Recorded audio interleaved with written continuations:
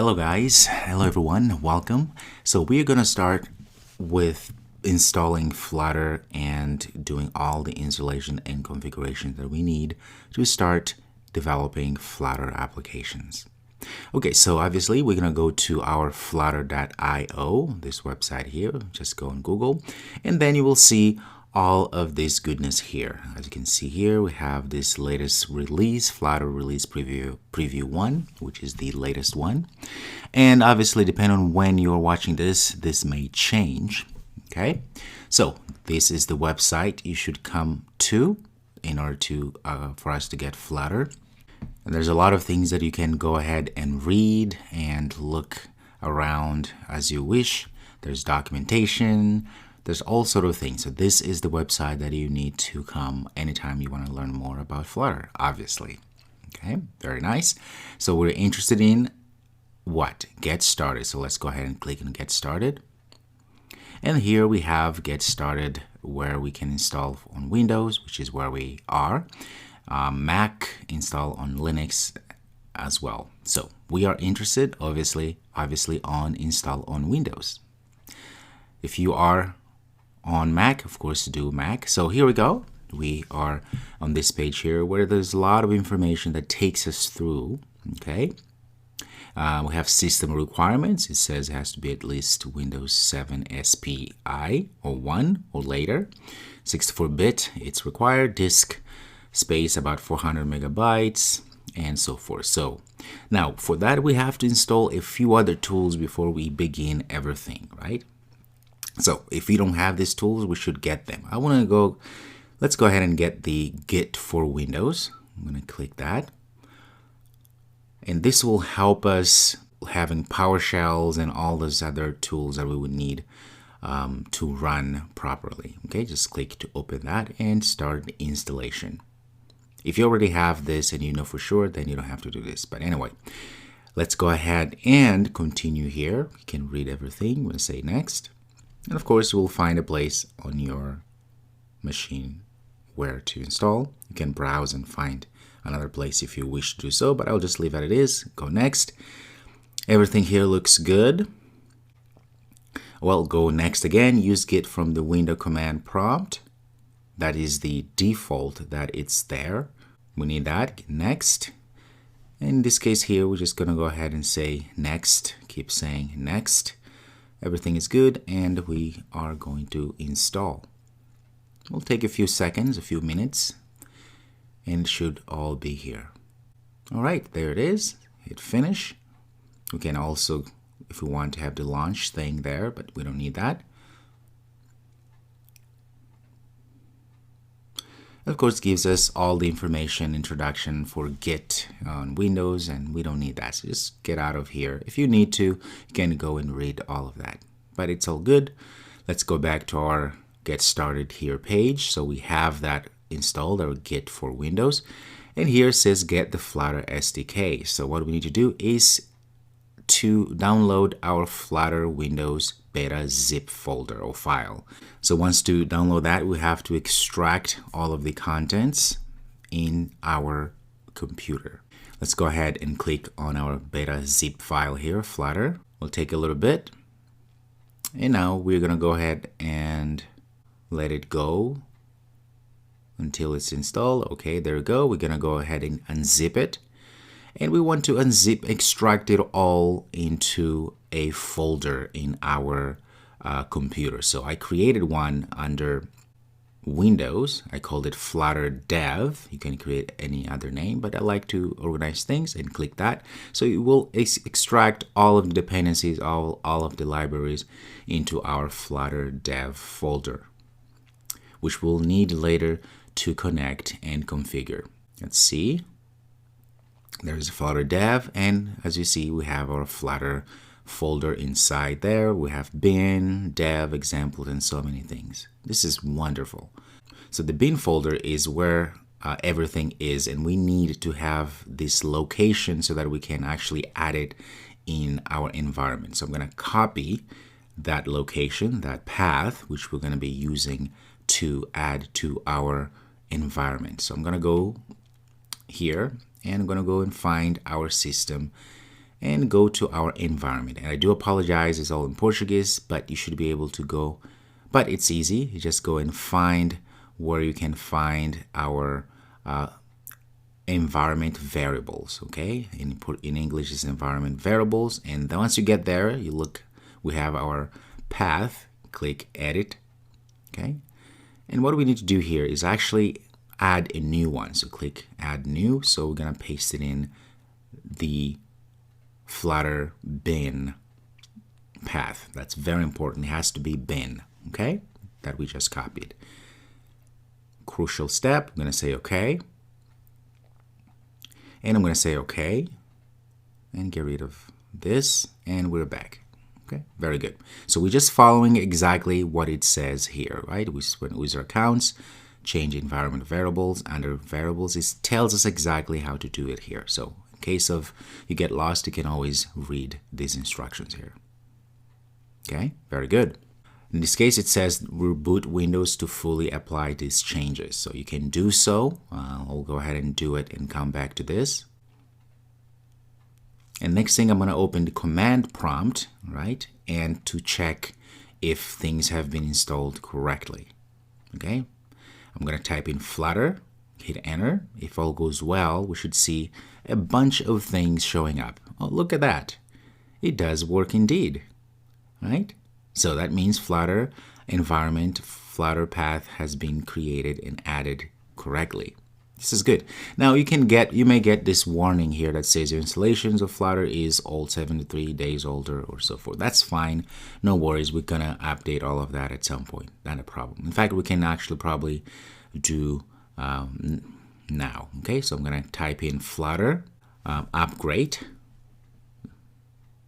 It should be Flutter upgrade, not update. All right, hit enter, and it should go to the servers and pull all of the information that it needs. So it's upgrading, and look at that. It's doing all of that. Very good. Very good. So things are really nice here, doing well, because we have the framework, the engine, tools, and we also have the Flutter doctor.run, which tells us things that haven't been installed. So we have Flutter channel that was installed. As you can see there, version 0.51151. And then we don't have Android toolchain. We don't have the SDK installed. We don't have the Android Studio and other things. So this is totally fine because that's what we're going to be doing next here. But at least we know step one is done. Flutter is set in our environment. Everything is good. That's really, really, really good. Now, the reason why we need Android Studio is because Android Studio has all the tools that we need to start creating applications, Android applications, right? So Android Studio is needed for that reason. And we can also create emulators and all other dependencies that we need. That's why Android Studio is needed. And we will do that soon. Perfect. So we're going to get out of this because now that we have everything set up, at least the Flutter set up, get out of this. And what we're going to do next is we're going to go and find Android Studio. So we're going to go ahead and type in here Android Studio like that. And we should get the first one that says install Android Studio. That's the one we're going to go ahead and click. And there we go. We are on this page here, and there's a lot of information, but what really matters is that we can download the latest version of Android Studio. So that's what we want. Go ahead and click on that. And there we go. Brings us to this page here with a lot of information about Android Studio, which you can look at and read. Gives us the version and the button here where we can click and download Android Studio. Below here and read more about this amazing IDE that is Android Studio. I love it. It's really great. Okay, back to business here. We're going to go up here and download Android Studio. Of course, we have to accept and say that we've read certain conditions, terms and conditions that we need to download Android Studio. And once you do that, you're going to be able to then click download Android Studio. There we go. It's over 700 megabytes, so it might take a few minutes depending on your internet connection. And there we go. It's installed. Actually, it's downloaded. Now we can double click on this and start the installation. All right, so there we go. The wizard will help us keep Next. This is all good. Those are the components we want installed.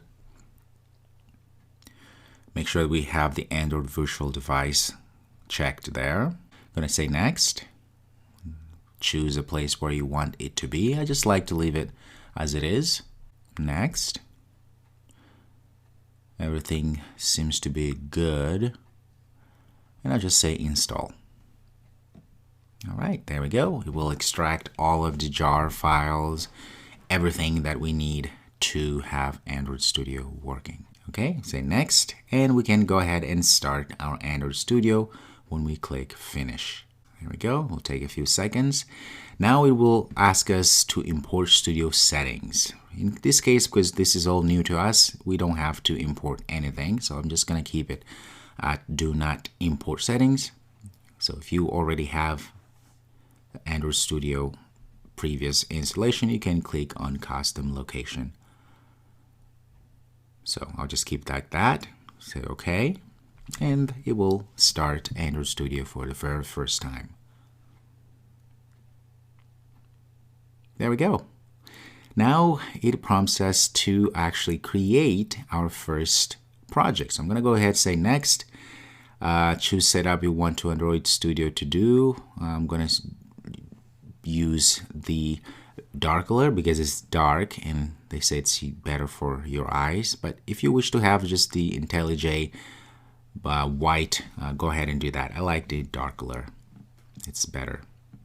Okay, check that, and I'm going to say next. And there we go, little things that are going to be installed. Little review sheet, if you will. So we've got everything looking good there. Okay, take a while if you have a small computer. I'm going to say finish.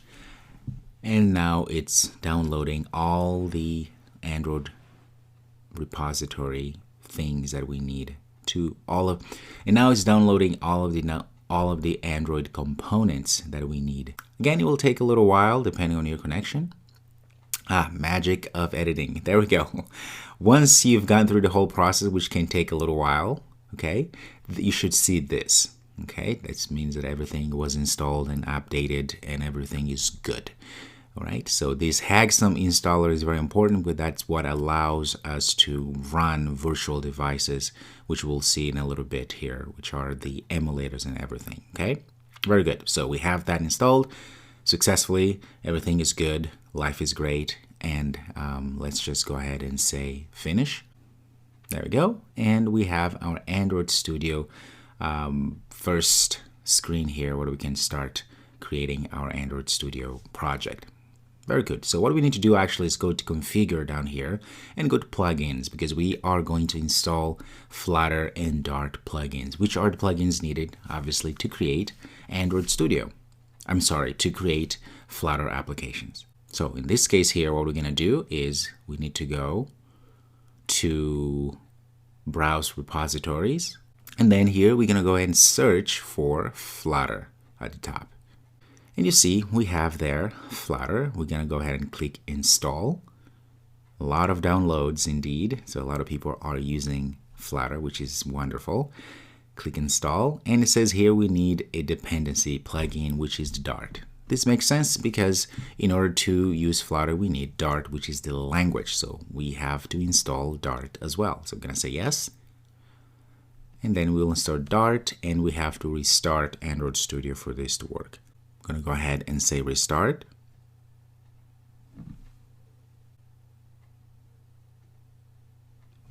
And there we go. It restarted, and we have our Android Studio brand new. But notice now we have this start a new Flutter project, which wasn't here before, which is good because that means everything now is set up. Very good. Very, very good indeed. All right, so what we're going to do, we're just going to go ahead and click the Start New Flutter Project here. And then we are going to pick, there's three options. We're going to pick the Flutter application because that's what we are interested in. Let's say next. I'm going to give it a name.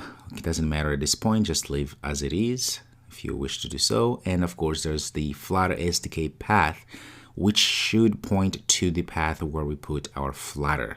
Okay. There it is. So nothing to do, and everything else should be okay. We can put description if you wish to do so, but that's totally fine. We're just trying to get this to work. And then we're going to say next. I'm just going to go and leave as it is. Everything is fine. I'm going to say finish.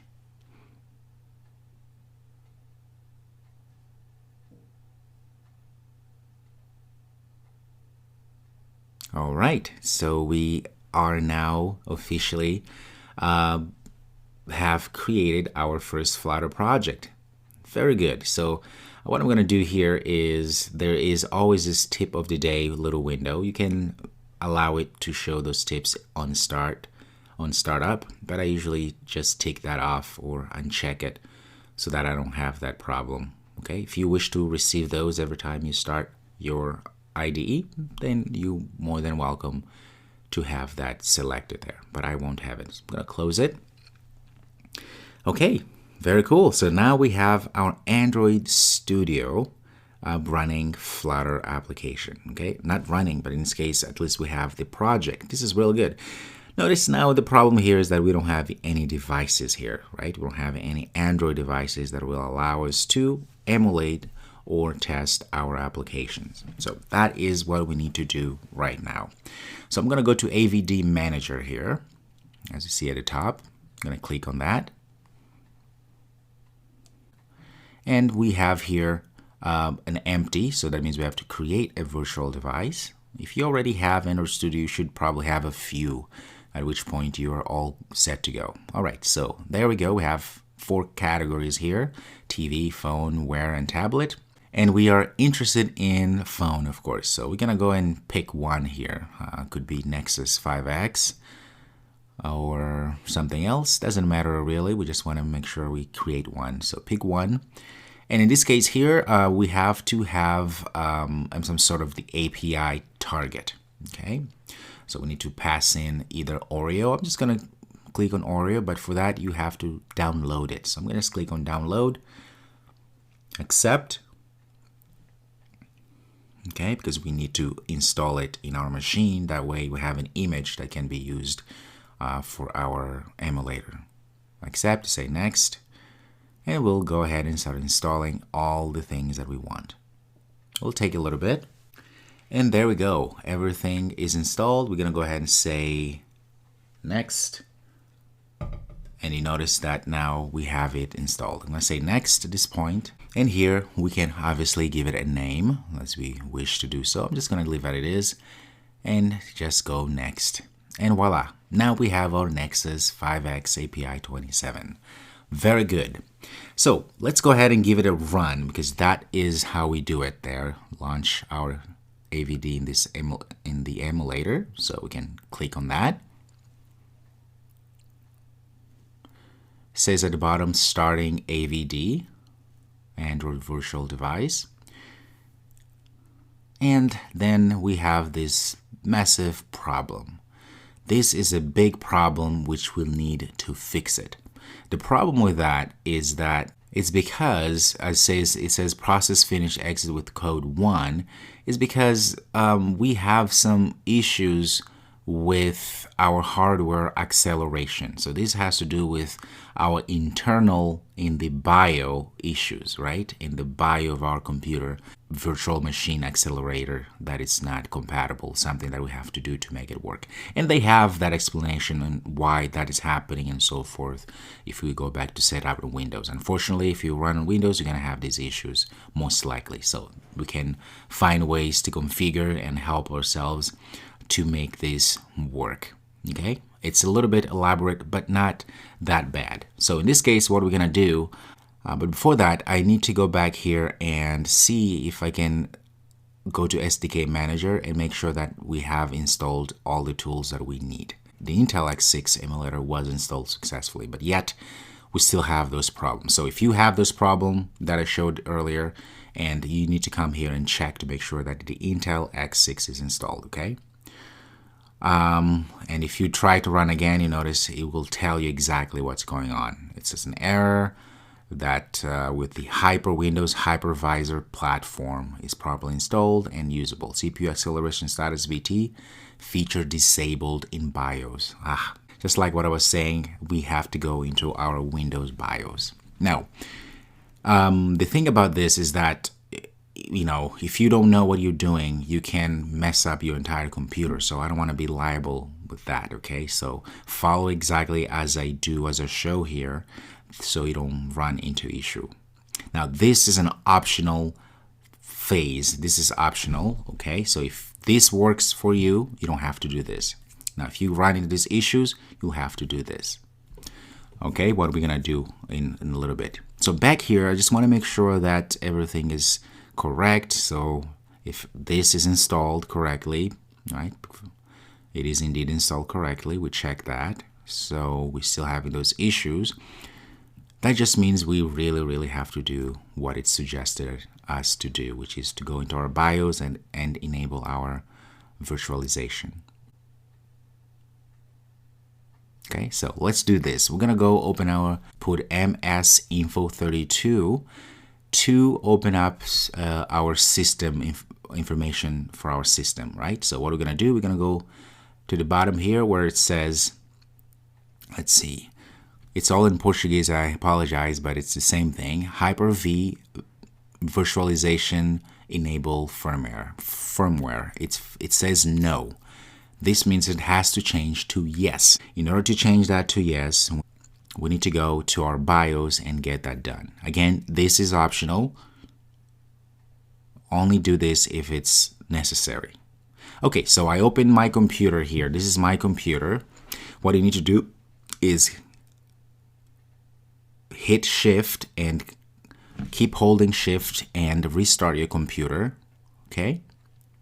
And then you're going to have this here. What do you need to go? You need to go to the solutions. I know it's in Portuguese here, but it should be some solution to the problems. And this happens, and you want to go to advanced options. Click on advanced options, then you go to the configurations firmware UEFI. Okay? It's going to be in English, then we need to restart. There we go. That happens. Okay? And then you're going to see this. So what we need to go into is there's options here. There's system information, there are BIOS, or we need the F10 BIOS setup. So go to F10, meaning click on your keyboard the F10 key. There we go. Once you do that, there's a lot of things going on. What do we need to do? We need to use our arrow key to go to different tab. We want to go to the system configuration tab. Once you're here, this is all using arrow, we need to go to virtualization technology. Okay, so I'm going to show you the arrow that you're just using. So it's going to be right arrow or down. So those are the arrows that we need to use, okay? Key arrows. And so we go to virtualization technology. Make sure you go to that. You can click. Oh, I got the wrong one. It has to be the top one. Make sure, okay? Virtualization technology, and then hit enter. Once you hit enter, you will see this option to disable it or enable it. We want to enable it, so use your arrow key again down to select the enabled. There we go, and hit enter once it's selected.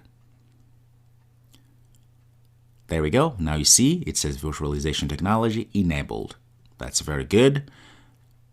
Once you have done that, we need to save these changes. Now, you can just do command save or option save or whatever. You have to go F10 because that's what it says at the bottom. Save and exit F10. So press your keyboard the F10 key. It says exit saving. Say yes, just hit enter because yes is selected. Okay, enter like that. And you should restart your computer again. So take a second here or a minute or so. We should see it. There we go. It's rebooting again. And as soon as it's up, we will change our view back to our computer here. So we have it all set up.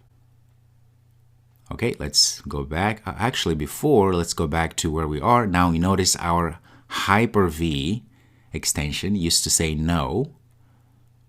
Right, the virtualization firmware enabled now says yes. So that's what you need, okay?